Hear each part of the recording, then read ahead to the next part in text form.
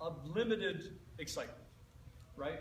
And then we go out and we do it in places where no one would do it. Like why would you go and fly off an icebreaker on the 10th of February to take this picture, right? It's operating, it's flying at, the icebreaker's moving at 5 to 10 knots. It's gusting up to 30 knots. Poor Adam is out on the bow, and there's enough resolution, of course, you can actually see him. He's out there, he's getting frostbite. We had to create new battery technology that said, hey, don't worry about the weather outside. It's actually 30, for you, you're in Maui, it's 38 degrees, right?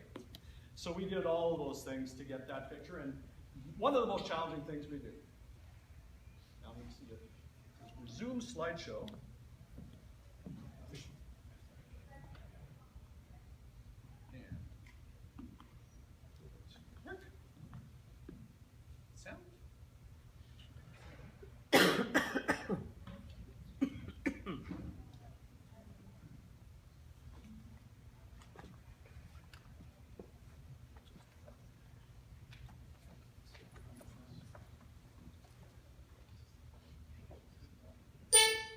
That might be a lot better.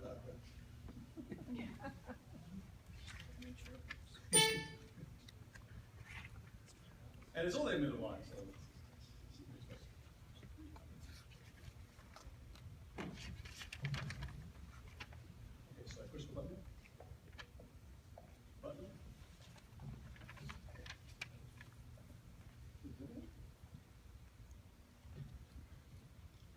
Yep, and we're not going to go.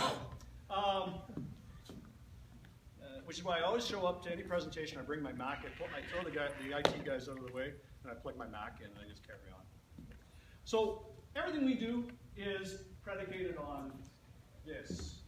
We reduce the risk, we reduce the cost, and we give our customers better data. That's the whole deal. And in the land of acronyms, and Mark went through a great raft of them. This is an industry that loves its acronyms, unfortunately. Because the rest of the world now doesn't know what this is, which is why drones are really prolific now. But we do three things. We map, we inspect, and we monitor. And so if you can do those things, you know, on a power line, you can see that, hey, 200 feet up, but the last guy was there didn't put the cotter pins all the way through, right? How important is that? Well, when it's your critical infrastructure and it fails, that's important. You know, we do flare stacks, we do pumping stations, this is mapping up in the Arctic, and you know, we do a lot of environmental monitoring. Who gets the picture of a cute polar bear mom and her nursing cows, or nursing cubs, without disrupting anything? So we've been busy. Our experience in Afghanistan and flying for the Royal Canadian Navy saw us fly over 35,000 hours, which when you add it up at 50 knots is equivalent to having flown around the world 81 times. But our focus today is really on the commercial market, and this is the market that is a multi-billion-dollar market for Canada. Not just for ING. We want as big a hunk as we can get. But we want to make sure, you know, we've all been some great presenters here. This is where we are disruptive to the rest of the industries. Manned aviation has found a place over the last 100 years in oil and gas. Now is the time for the new aviation guys to do this. We've won some awards. We were recognized as the top technology company in Ottawa by IEEE, and Unmanned Systems Canada recognized us as the top organization in company with NASA and Transport Canada for the work we're doing. This thing just, I know it's like beeping all over the place. Okay. So how do we approach the world? Well, it's not one size fits all. Because there's within visual line of sight for mapping, inspection, and monitoring. There's beyond visual line of sight. The world has not changed yet in Canada for beyond visual line of sight, but for in certain circumstances in certain parts of the world it has. So we build our own products. So we've got a fixed wing. We've got a big ass helicopter. Why? Because we have to do it in harsh conditions, not just nice days. And the real focus is on glass to glass, where we produce a wide variety of products, because that's what we get paid for. So we've been busy all across the country, and I'm just going to highlight a couple of these. But our focus is oil and gas, mining, utilities, forestry, precision agriculture, and of course defense and public safety.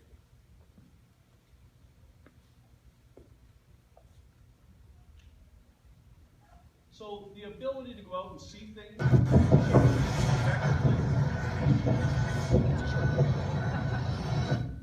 it does make the point that it's harsh in that, you know, again, it wasn't a nice day. It was 14 knots blowing down the right of way. It was below zero, and we were able to go and get the kind of imagery that this customer wanted. This happens to be the world's biggest digger. But also, equally important, you know, you can actually see whether your occupational health and safety things that you've got stickers on your hard hat, they're actually being followed. You can actually see that from an environmental point of view, no one is violating what the corporate governance says you're supposed to be doing. And as the project manager of this particular project said, you know what? I don't have to be standing out here in the cold now. You could actually, I could just watch this on the TV, like on my screen. This is absolutely true. So it's just one to many, right?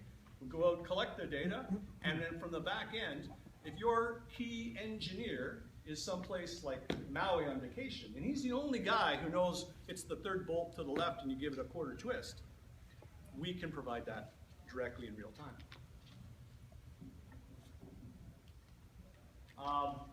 Emergency response.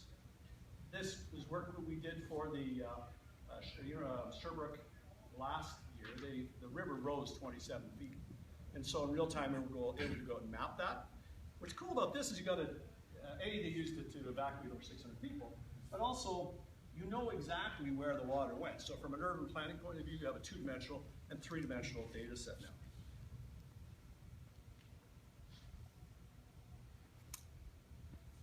We saw this a little bit earlier, but this is up in an Arctic community called Makivik. And the ability to go and map in 10 minutes at ultra-high resolution that you cannot get from satellites. You're not going to get it from the ground.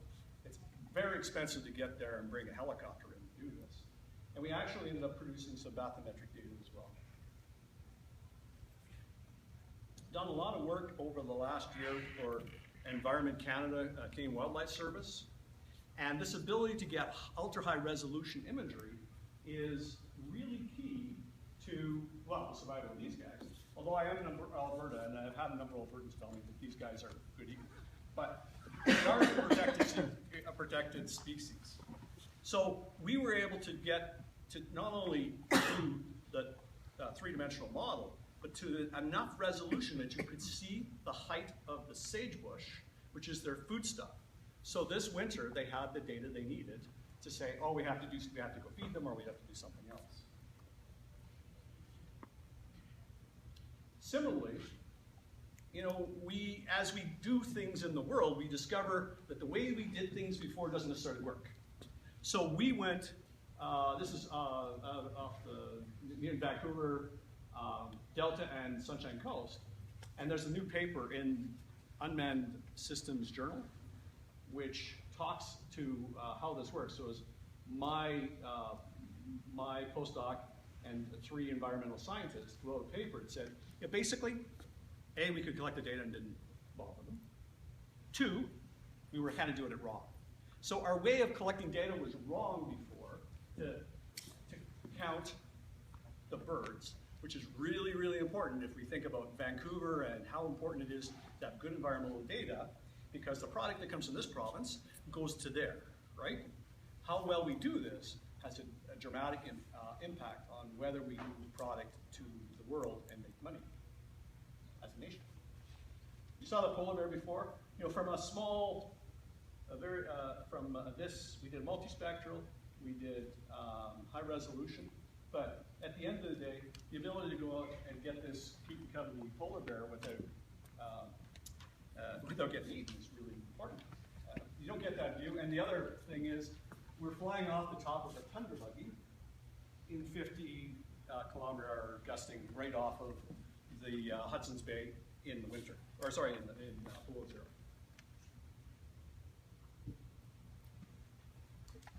And finally, we talked a little bit about this. This is just a crazy mission because, you know, we had our control station back here, you know, so one pilot in command is when the transfer is taking place. He's providing real-time ice information to the captain into the ice planning cell. Adam's up here in the bow, doing the takeoff and recover. And this is the view forward. Just kind of make these guys out. It's 5 stories up and 240 meters forward. Really an interesting mission. We learned a lot. So, just a quick run through. Try to keep it somewhat short, but our whole deal is data-driven robotic aviation services delivered in Northern Vision globally, and it's what we're doing. So we now operate in the U.S. under COLAs. We operate all across Canada. We're available just about any day. Just fit you into our operating. Give us a call. We'll figure out where and when we can get to you. We just sent a team off. They're heading off to do our first windmills down on the East Coast, wind turbines. So every day we're doing something new, and it's all exciting. It's all exciting. It's great data for customers, helping them reduce their cost, reduce their risk, and make better decisions. Thanks, Chris.